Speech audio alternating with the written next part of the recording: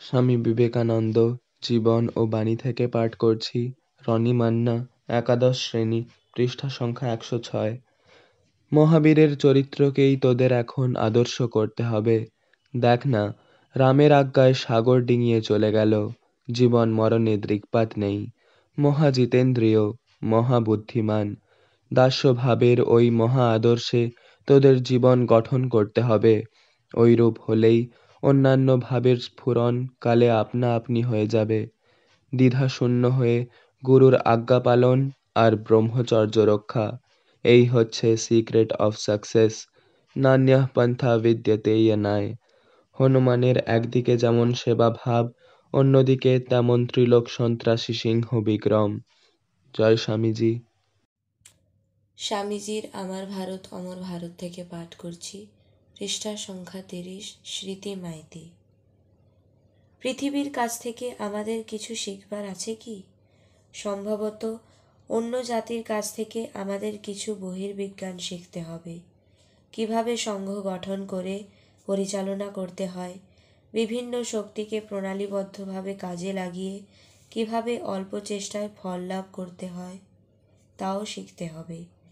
ত্যাগ আমাদের সকলের লক্ষ্য হলেও দেশের লোক যতদিন না সম্পূর্ণ ত্যাগ স্বীকারে সমর্থ হচ্ছে, ততদিন সম্ভবত পাশ্চাত্যের কাছে পূর্বোক্ত বিষয়গুলি কিছু কিছু শিখতে হবে। কিন্তু মনে রাখা উচিত, ত্যাগই আমাদের সকলের আদর্শ।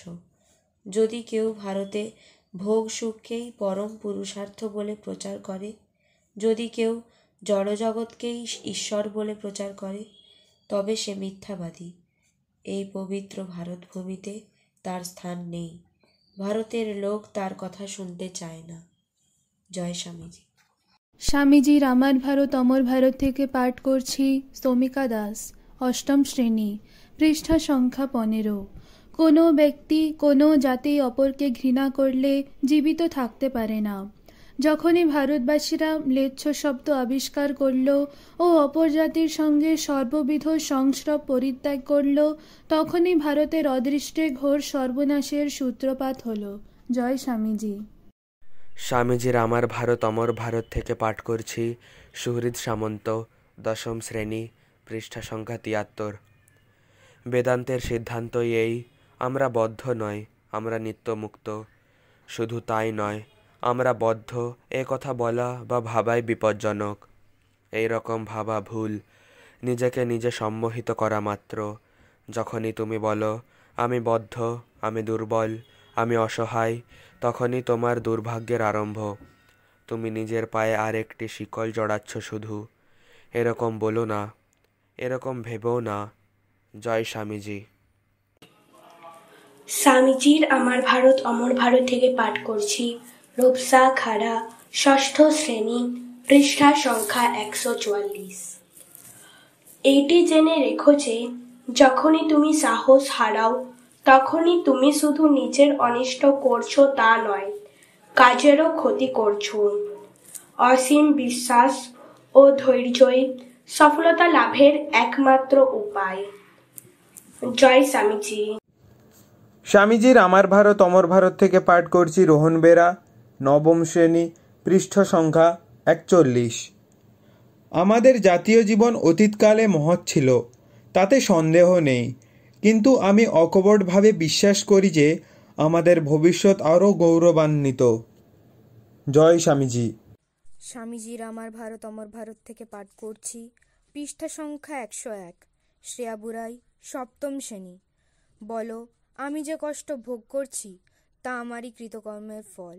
এর থেকে প্রমাণিত হয় যে আমার দ্বারাই এই দুঃখ কষ্ট দূর হবে।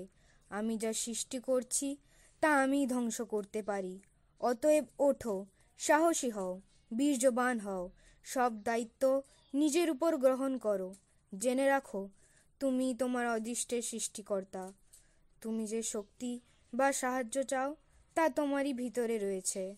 জয় স্বামীজি। স্বামীজির আমার ভারত অমর ভারত থেকে পাঠ করছি। পৃষ্ঠা সংখ্যা ১৪৪। অঙ্কুশ সামন্ত, পঞ্চম শ্রেণী। ধর্মই ভারতের জীবনী শক্তি।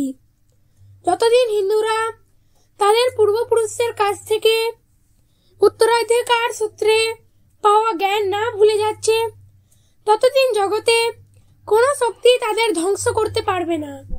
জয় স্বামী বিবেকানন্দ। স্বামীজির আমার ভারত অমর ভারত থেকে পাঠ করছি অঙ্কুর মাইতি, একাদশ শ্রেণী, পৃষ্ঠা সংখ্যা 47। ধর্মপ্রচারের সাথে সাথেই লৌকিক বিদ্যা ও অন্যান্য বিদ্যা যা কিছু প্রয়োজন তা আপনিই আসবে, কিন্তু যদি ধর্মকে বাদ দিয়ে লৌকিক জ্ঞানাবিস্তারের চেষ্টা করো তবে তোমাদেরকে স্পষ্টই বলছি, ভারতে আমাদের এই চেষ্টা বৃথা হবে, লোকের হৃদয়ে তা প্রভাব বিস্তার করবে না। জয় স্বামীজি।